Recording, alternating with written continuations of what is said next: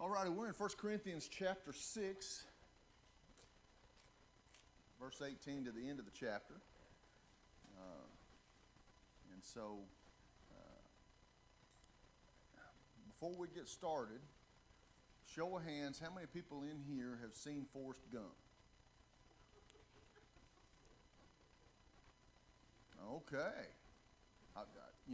In this class, I have been known to use quotes from rock and roll songs, and today I'm using one, not a quote, it's just one of the lines from Forrest Gump, and you'll know when I get there. And how many people remember Lost in Space? How old are you?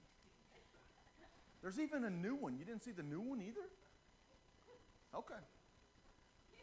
You are the only one in here that won't understand the phrase from that particular show then. So, you've never seen Lost in Space? It's a series in this.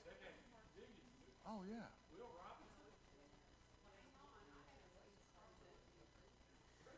Okay, you need to go to the other class. No, I'm just kidding.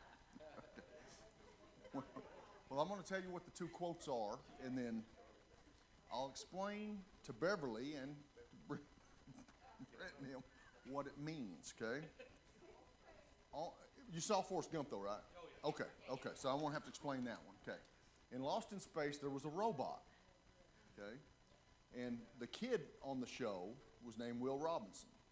And the famous line from this robot in this early 60s show and the new one from the 221 is Danger Will Robinson, okay? Because the kid was, he would wave his arms around like this. They were just like dryer vents, and they would go around like this. And he would, Danger Will Robinson, when Will Robinson didn't realize he was in danger. The new one is a little more science fiction-y than campy like that one. But that's the quote we're going to be using. And obviously, from Forrest Gump, it's going to be run, Forrest, run. Okay? Those are the two quotes. And when we get there, you'll know. Okay? I'm going to try my other glasses, and we'll see if they work. So, now we talked last week. Man, it's just like 2 inches in there that I just can't see, and it just happens to be where it's at. So, anyway.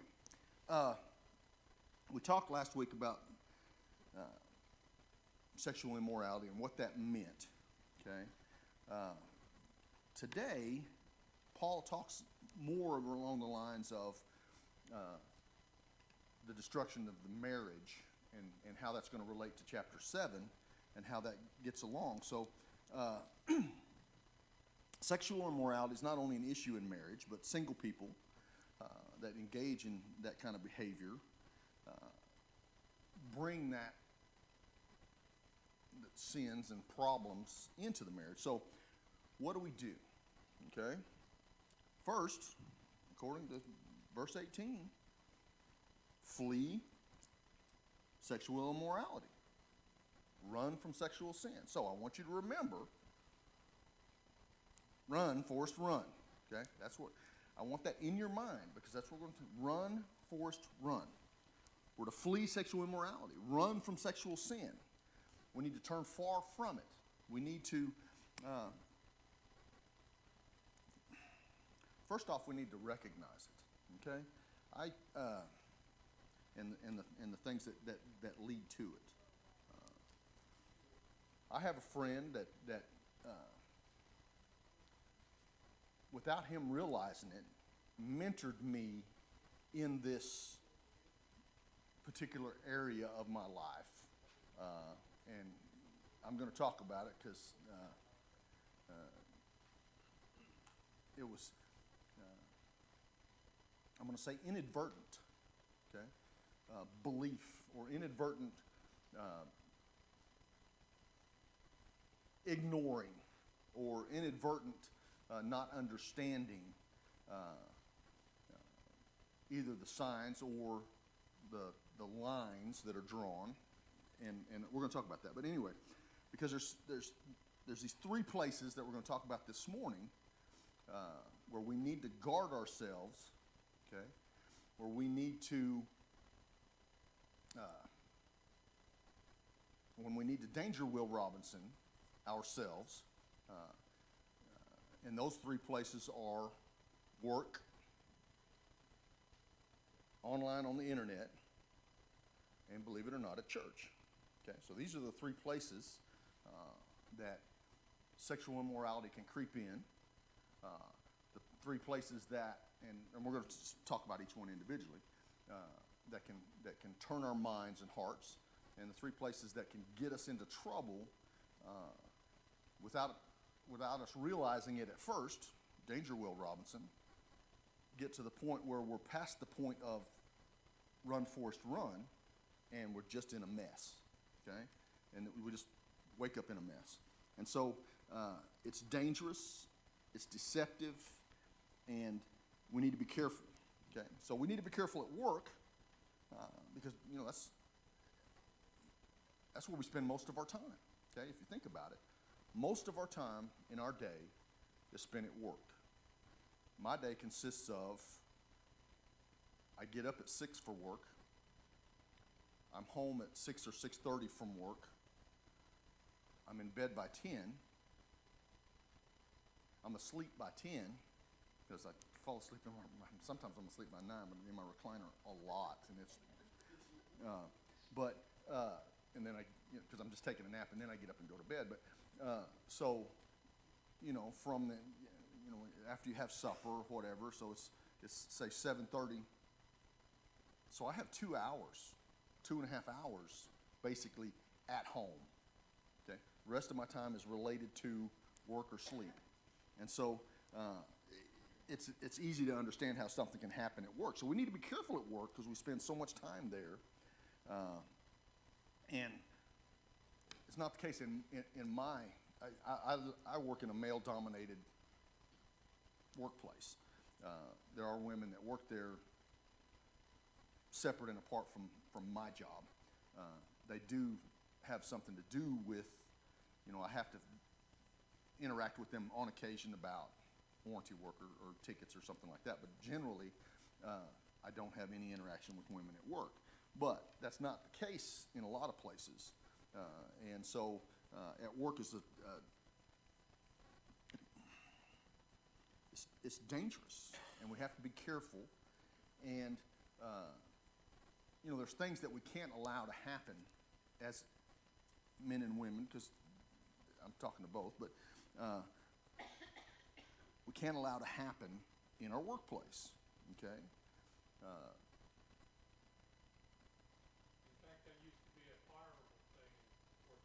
It used to be, yes, and not so much anymore. And now, with the HR departments that we have,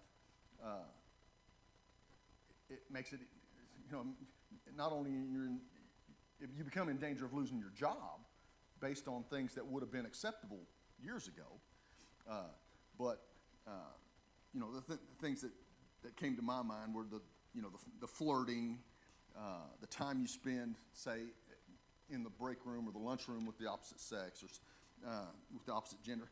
It's dangerous, and you got to watch it carefully. So, danger, Will Robinson.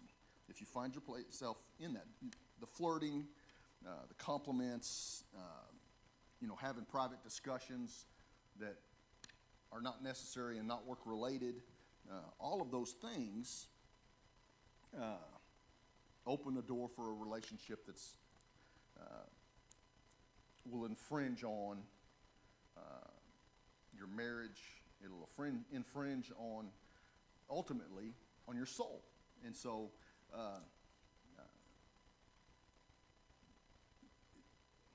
you can find yourself in those situations inadvertently, and I'm going to use that inadvertently a lot, because it's not like, and maybe it is, but it's not like you go to work looking for someone to replace your wife or your husband. You know, it just inadvertently sneaks up on you, okay? And that's how the devil likes to work, and we can know that. You know, I was at a seminar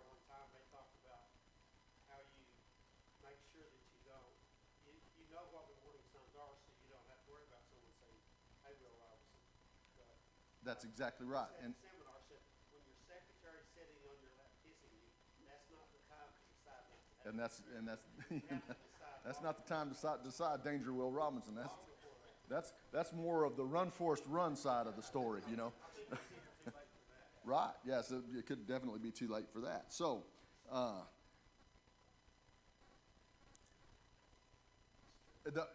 I went to the doctor the other day to have a consultation. I got a hernia to get fixed,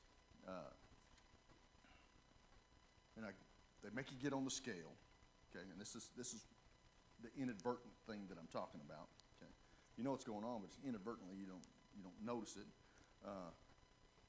until they told me how much I weighed. And I started pulling stuff out of my pockets and kicking my boots off, and you know, that could not be right. Okay, it could not be right, but it was right. I never intended to get to the point that I'm at now. It was not my intention of weighing as much. And if anybody wants to know how much I weigh, you can just raise your hand, and I won't tell you, but I'll tell you it's a lot. Okay, I have been told that I don't look like I weigh as much as I do because I wear bigger clothes and so anyhow, if you can apply that to a relationship, you know, it's like you wake up and you didn't do it on purpose. You didn't intentionally get into that situation. You just find yourself weighing more than you thought you should, okay? And so it's sneaky. And we know the devil's sneaky. Absolutely. That's his job to be sneaky. And so we need to just be careful. Danger Will Robinson, okay? Online is another place. And I'm not talking about pornography. That's the obvious one, okay? Social media. You know, you have people that reconnect with high school sweethearts, or it's just a dangerous place. So Danger Will Robinson. And if you find yourself in that situation, you find yourself hiding anything. That's one of the things this author wrote about was if you find yourself hiding your phone or your presence on social media or your search history or something. I'm not familiar with social media at all, but even your texting or phone logs or whatever. If you have trouble sharing that with your spouse, there's a problem, okay? There's just a problem. It may not be a big problem. It may be, and this is the for instance that I'm going to give you, it may be you're planning her surprise birthday party, okay? So that's okay. If you hide that one little piece of information from her that one time and she realizes later and then you show her that that's what you were doing, okay?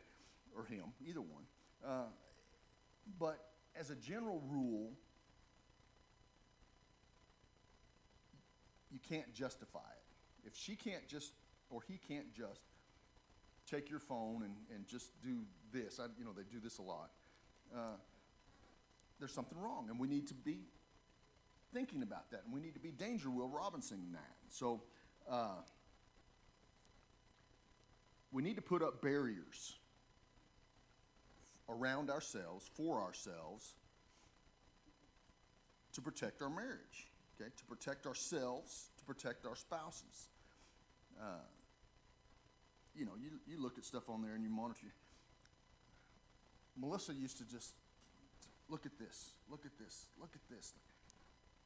I told her, listen, and I know I've told this story before, but I said, there is nothing on there that I need to see.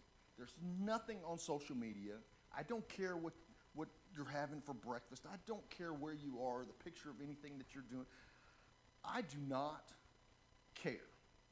I just don't care. It may be interesting to some other people. It's fun for you or whatever, and that's great. But I don't care. She says, well, you're going to want to see this. And she's starting to get mad at me, which obviously happens a lot, okay? But she said, you're gonna wanna see this, and I was just like, and so, husbands, we know, we just give up. We give up. It's like, okay, let me see. Whatever it is that you think you have to show me, let me see. Well, it was Kinsley taking her first steps, okay? So I had to apologize, yes. And I told her, okay, if you have video that you want to show me of Kinsley taking her first steps, I'll look at that. Everything else, off the table. I don't care about anything else. So she got me. She knew she had me going in too. She knew she had, and she may be watching this morning. So you had me, and that's okay. I'll take it. And so your browsing history and what you're looking at on the internet should be obvious, but then again, you find yourself in an inadvertent situation, and it may or may not be. You may not be aware of it until it's too late, or pushing towards too late, and you need a Danger Will Robinson, or you need to run, Forrest, run. And so,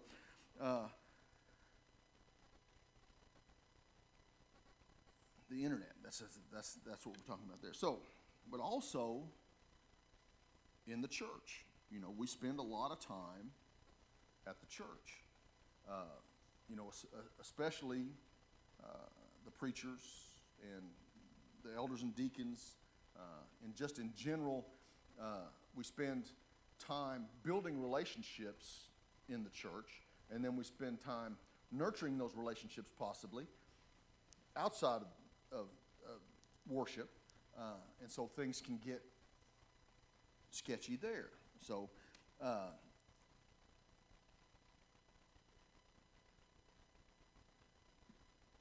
because we inadvertently forget that we're male and female, and we just feel like we're just brothers and sisters in Christ, okay? And so what's the harm? What's the, and then once again, we put away those Danger Will Robinson and Run Forrest Run because this is a safe place, okay? It's not. I hate to tell you, it's not. It's dangerous. So there's no reason, even among Christians, to have that, to be alone in a situation with the opposite gender. And so, obviously, there's extenuating circumstances. I'm not talking about those. I'm talking about an effort to spend time with another person. Okay, so, and that includes, long phone calls and texts and in-person and drawn-out conversations and things that you would find on the outside looking in, just innocent interaction that turn into, preachers leaving their wives for their secretaries, or secretaries leaving their husbands for, another member of the church, and it's just a Danger Will Robinson, Run Forrest Run situation that we have to realize that there's an issue, or could be an issue. Yes, go ahead. Well, Billy Graham and Mike Pence both got in trouble from the media about their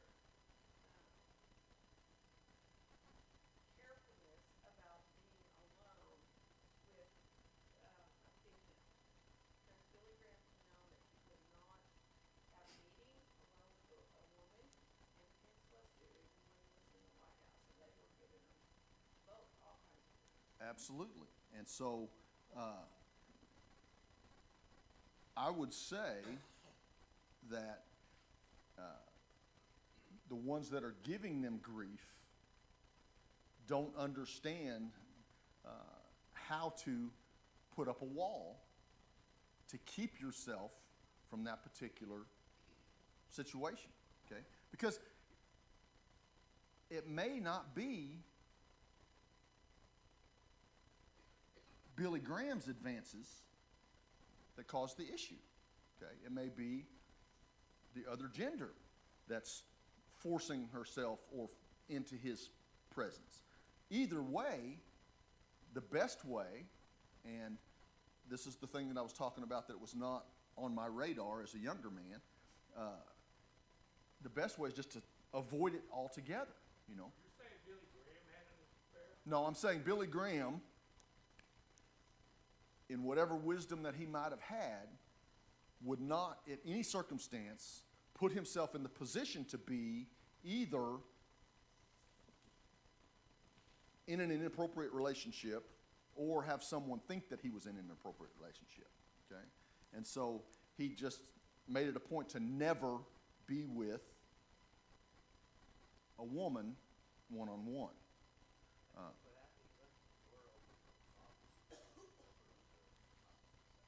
Right. Just whichever way he did it, you know, he knew that that was something that he needed to do in order to put a wall around himself to protect himself and his marriage. And that's a Everybody, because no one can say, well, I seen so-and-so That- eating lunch together. that's exactly right. And Whether so, anything happened or not. right, it did, There'll yeah. always be people that want to. And then, you know, there's even a country song about it, but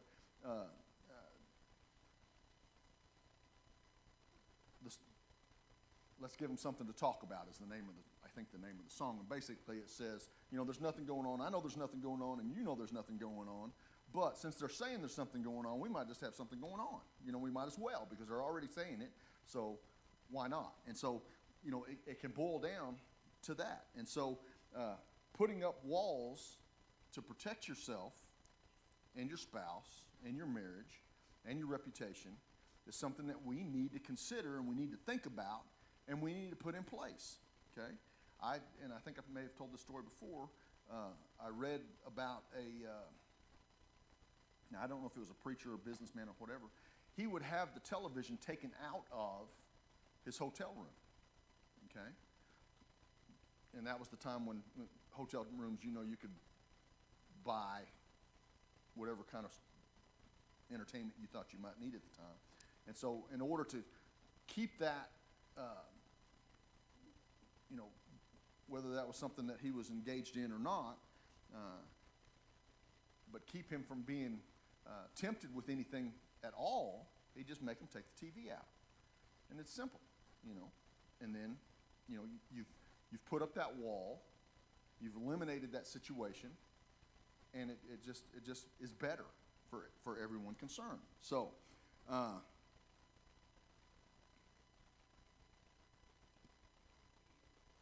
sometimes we get upset, and I may be one of them at some point, about the kinds of boundaries that need to exist. Because the argument is, don't you trust me, or those the arguments, okay? But it's not about trust. It's about me wanting to show my spouse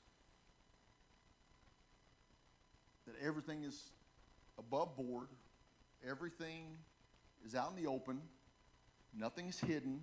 It's wanting to protect your marriage from sin. So we look at it wrong. We argue that we should be trusted. No, we should not be trusted. We should not be trusted. I can tell you from right here, do not trust me. Because it's not me that's going to disappoint you. It's the devil working through me that's going to disappoint you. And he has, he can have an effect on people and our lack of or overabundance of trust in a particular individual. And we can see throughout the church, throughout the world, that trust being broken. And so we should not be trusted. The devil's still working. So if I don't want my wife to know where I'm going, there's something wrong. Okay? If I don't want her to see what I'm doing on my phone, there's something wrong. So it's not about trust. It's about loving your spouse. And so run, Forrest, run from sexual immorality. Run from any opportunity that could cause sin. Okay? And so you got the Danger Will Robinson to recognize the opportunity for sin, and you got the Run Forrest Run to protect yourself, protect your spouse, protect yourself. And so in verse 18, the last half of verse 18, it talks about the severity of sexual sin. So there's kind of two schools of thoughts about how to read this or read into it or this declaration. So in the verses, every sin a person commits is outside the body, but the sexually immoral person sins against his own body. Okay? The other part, or the other school of thought, is every sin a person can commit is outside the body. And on the contrary, the person who is sexually immoral sins against his own body. Okay? That sounds the same, but the holiness of the believer's body is incompatible with impurity and fornication. Okay? Because he's talking to a people that know about the temple, okay? They know about the sacred dwellings. I guess not necessarily just the temple, but their sacred dwellings. And they already know there's not to be, they shouldn't contaminate that dwelling with unclean and impure objects or people, okay? So that's the school of thought he's working with to talk about the body being the temple. And so Proverbs 5 through 7 talks a lot about the destruction that comes about from sexual sin. And so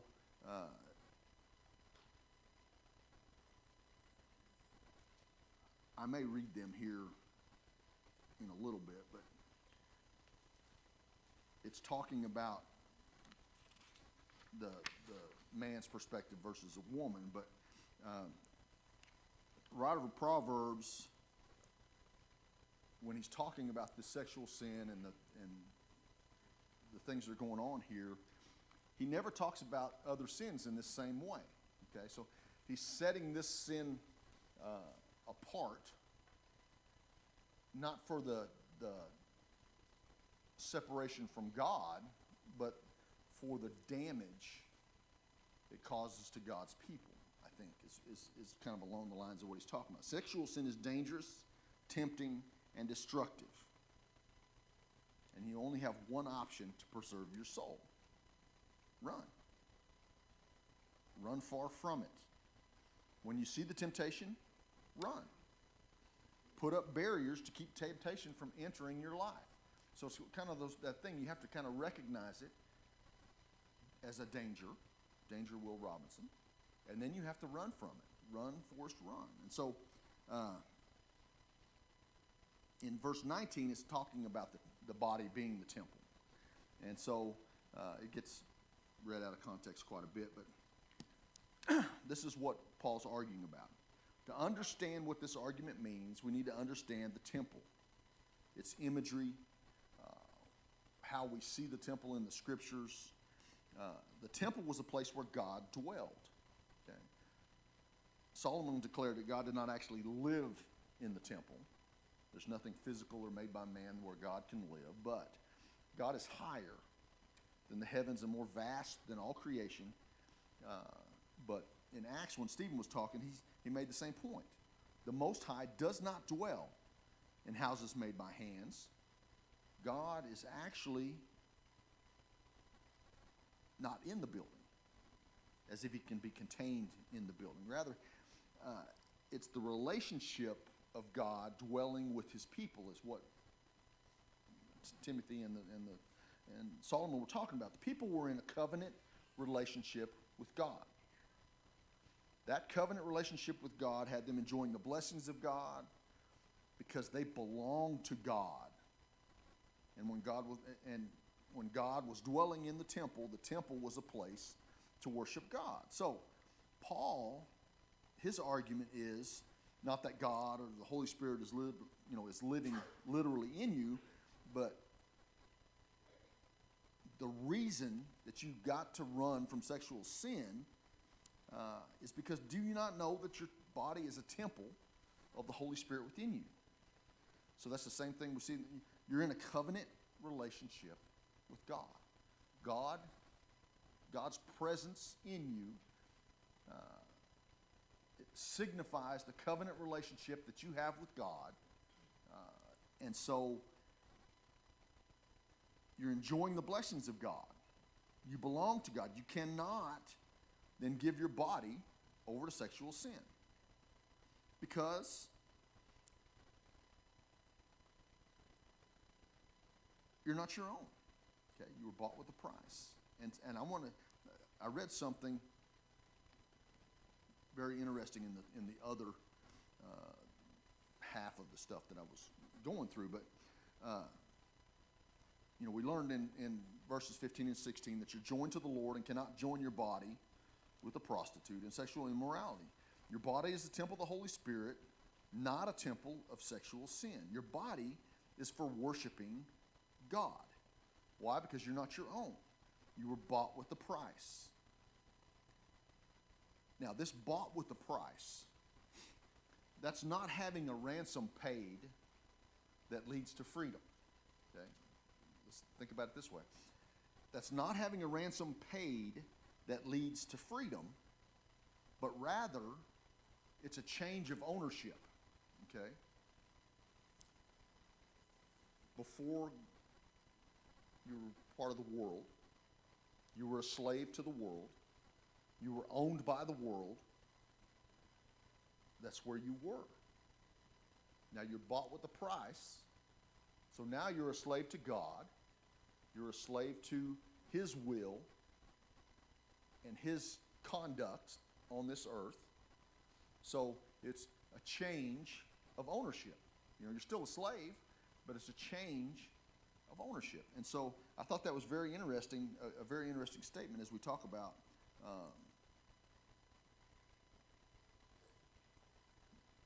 the body and what it's not your own.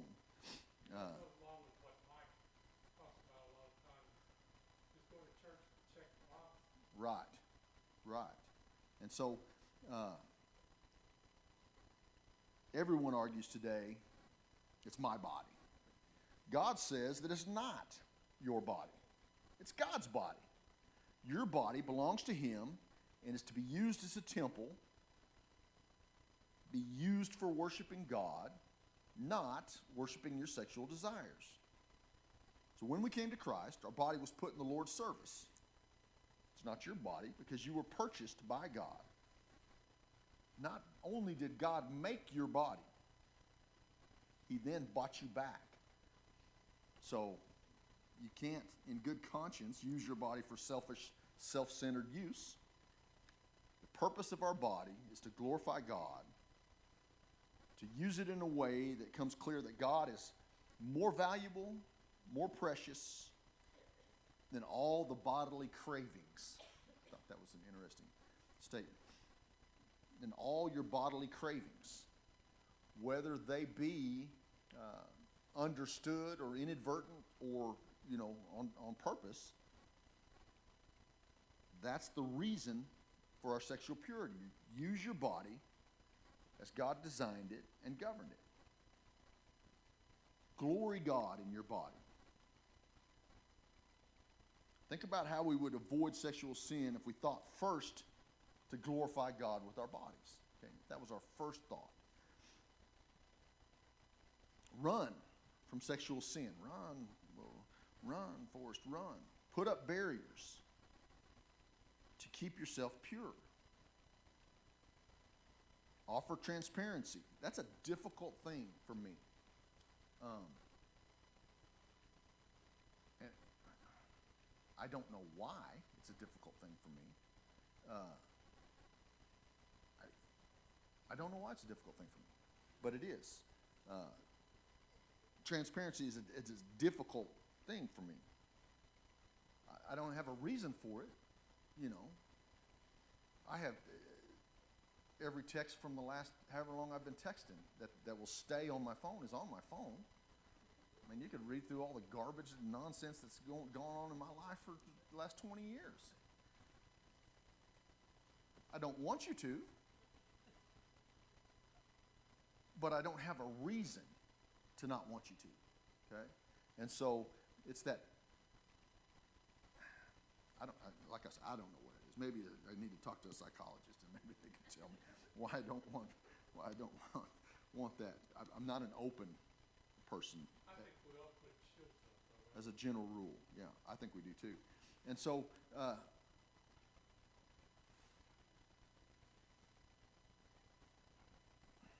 something just happened. So,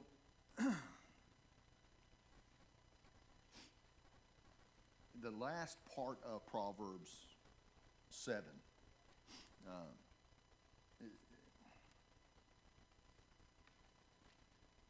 basically a woman is trying to seduce this man. With much seductive speech, she persuades him. With her smooth talk, she compels him. All at once he follows her, as an ox goes to the slaughter, or as a stag is caught fast until the arrow pierces its liver, as a bird rushes into a snare. He does not know that it will cost him his life. And now, O sons, listen to me and be attentive to the words of my mouth. Let not your heart turn aside to her ways. Do not stray into her paths. For many a victim has she laid low, and all her slain are a mighty throng. Her house is the way to Sheol, going down to the chambers of death. Okay? And I could put the same thing, but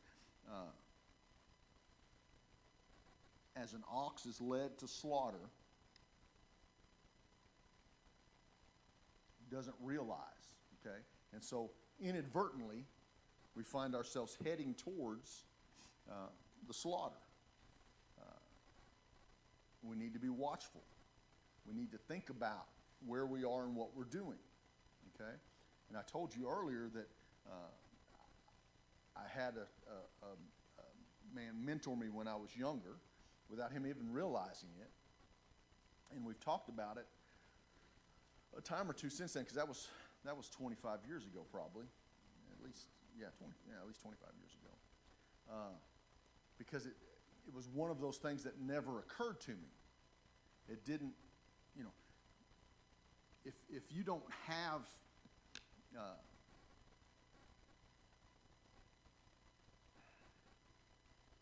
any feelings, I'm going to call it feelings, towards that person, it doesn't seem like a Danger Will Robinson scenario, okay? And that's exactly when it's a Danger Will Robinson scenario, okay? And so,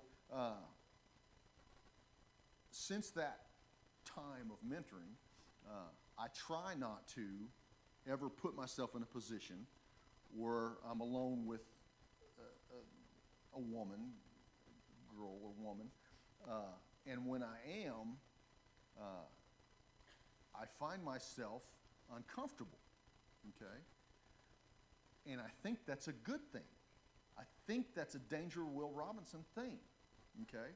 And that I have one example from yesterday, okay? I have one example from yesterday. I picked up my daughter-in-law and my grandson, and we went and had pancakes, okay?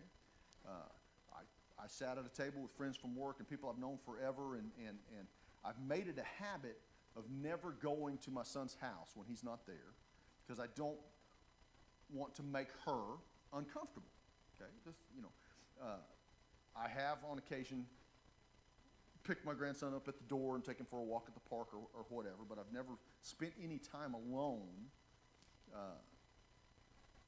with my daughter-in-law.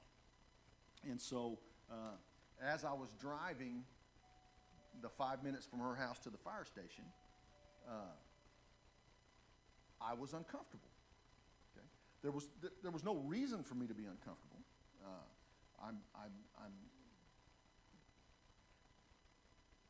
It's just this person that mentored me, Jim Lehman, allowed me to have that awareness. Okay, he gave me that awareness that I never had before, and so I appreciate him for that. But I also appreciate the fact that I was not comfortable. I don't want to be comfortable in a situation. Go ahead, Mike. Also, I'm sure that Keith will feel with this. First Corinthians 7, not only do we belong to the Lord, but my body belongs to my wife. So when I am immoral, I'm giving away something that does not belong to me. And also with transparency, it's a word that we love. And there's some things that go on in our own lives that's no one else's business. So we got to be careful about this word transparency. We love it when it's applied to somebody else, you know, and First thing I always do is if I don't have a window in my office door, I cut a window, and I make sure that any time people can walk by and look at it. yeah, it's important to put up those to take those televisions out of that hotel room, to recognize the danger Will Robinson, and to run Forrest Run. And those are the things that seem obvious. Okay, they seem, that should just be common sense. That should just be human, and it's not. But it should be human nature, and it should be something that we recognize immediately, and it's not.